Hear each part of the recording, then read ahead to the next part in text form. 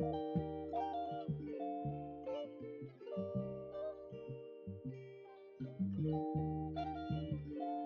Friends, welcome back to my YouTube channel. రాముడు మానవుడా దేవుడా? దేవుడా అనడానికి నా దగ్గర ఒక 4 సంఘటనలు, అంటే నేను చూసిన అబ్జర్వేషన్ 4 సంఘటనలు రామాయణంలో ఉన్నాయి.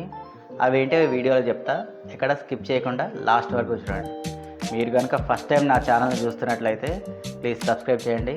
కైండ్లీ డూ దాట్ అండ్ డైరెక్ట్గా టాపిక్లోకి వెళ్ళిపోదాం. శివధనుర్భంగం జరిగిన తర్వాత సీతారామ కళ్యాణం జరుగుతుంది కదా, ఆ కళ్యాణానికి పరశురాముల వారు వస్తారు. రామాయణంలో రాముడు దేవుడే అని నిరూపించే మొదటి సంఘటన ఇదే. చాలా ఆవేశంగా పరశురాముల వారు వస్తారు. అక్కడ రాముడు అనే పేరున్నది ఎవరు అని అందరినీ క్వశ్చన్ చేస్తారు. శివధనుర్భంగం చేసింది ఎవరు, ఆ రాముని చూడాలి అని. సో అట్లా రాముడిని మొదటిసారి చూసిన తర్వాత తన చేతిలో ఉన్న హరిచాపాన్ని ఎత్తి దాన్ని విరిచేయమని చెప్పంటారు. సో అట్లా రాముడు ఎప్పుడైతే మొదటిసారి పరశురాముల వారిని కలుస్తారో అప్పుడే పరశురాముల వారికి అర్థమైపోతుంది.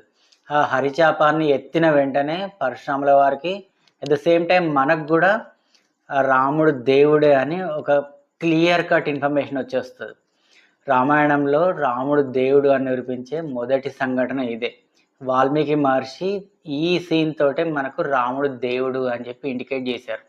నాకైతే రామాయణంలో గూస్ బంప్స్ వచ్చిన ఫస్ట్ సీన్ ఇదే. ఇంకా రెండో సంఘటన, సీతాపహరణం జరిగిన తర్వాత రామలక్ష్మణులు ఇద్దరు సీతాదేవిని వెతుక్కుంటూ దండకారణ్యంలో వెళ్తూ ఉంటారు. అట్లా ఋష్యముఖ పర్వతం దగ్గరకు వచ్చిన తర్వాత సుగ్రీవుడు వాళ్ళు ఎవరో కనుక్కురమ్మని హనుమంతుల వారిని పంపిస్తారు. హనుమంతుల వారు డైరెక్ట్గా రారు, మారువేషంలో వస్తారు. అప్పుడు హనుమంతుల వారిని చూసిన రాముల వారు ఆయన మెడలో ఉన్న దండ అట్లాగే ఆయన సింటమ్స్ ఏమున్నాయి యాజ్ ఇట్ ఈస్గా చెప్తారు. పక్కన ఉన్న లక్ష్మణ స్వామికి ఇవి ఏవి కనిపించవు, కేవలం రాముల వారికి మాత్రమే కనిపిస్తాయి. అప్పుడు హనుమంతుడు నిజ రూపంలో స్వామివారికి కనిపిస్తారు. సో ఇది సెకండ్ సీన్. అట్లా రాముడు దేవుడే అని ఇక్కడ ఇంకోసారి ప్రూవ్ అవుతుంది. ఇంకా మూడో సంఘటన, లంకకి వెళ్ళడానికి వారధి నిర్మించాలనుకుంటారు కదా. రాముల వారు 3 రోజులు వెయిట్ చేస్తారు, అయినా సముద్రుడు దారి ఇవ్వడు. ఇంకా కోపంతో రాముల వారు బాణం ఎక్కువ పెట్టిన వెంటనే సముద్రుడు ప్రత్యక్షమవుతాడు. సో వారధి ఎలా నిర్మించాలో ఆయన ఇండికేషన్ ఇస్తారు. మామూలు మానవుడు చేస్తే ఇట్లా సముద్రుడు ప్రత్యక్షమయ్యే అవకాశం ఉందా? లేదు కదా. సో రాముడు దేవుడు కాబట్టి సముద్రుడు ఇట్లా ప్రత్యక్షమయ్యి ఎలా వెళ్ళాలో చెప్పగలిగాడు. సో ఇది మూడో సంఘటన. ఇంకా నాలుగో సంఘటన, ఇది చాలా ఇంపార్టెంట్. సో రామరావణ యుద్ధం జరిగిన తర్వాత రాముడు అందరికీ ఏవో కానుకలు ఇస్తూ ఉంటారు. జాంబవంతుల వారు రాముడితో యుద్ధం చేయాలి అని అడుగుతారు. అప్పుడు రాముల వారు నేను వచ్చే జన్మలో శ్రీకృష్ణుడిగా పుడతాను, అప్పుడు నీతో యుద్ధం చేస్తాను అని చెప్తారు. అంటే రాముల వారికి అప్పటికే తెలిసిపోతుంది ఆయనకు నెక్స్ట్ ఇంకో జన్మ ఉంది, వేరే అవతారం ఉంది అని.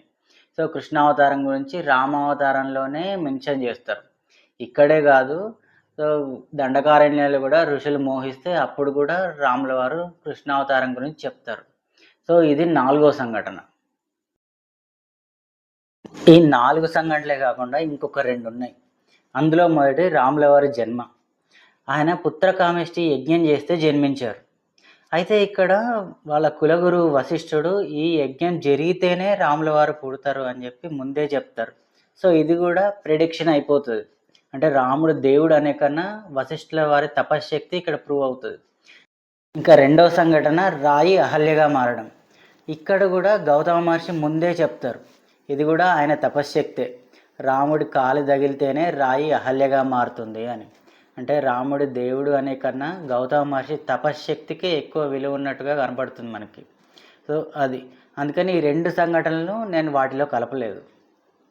ఫ్రెండ్స్, ఇది నా అనాలిసిస్.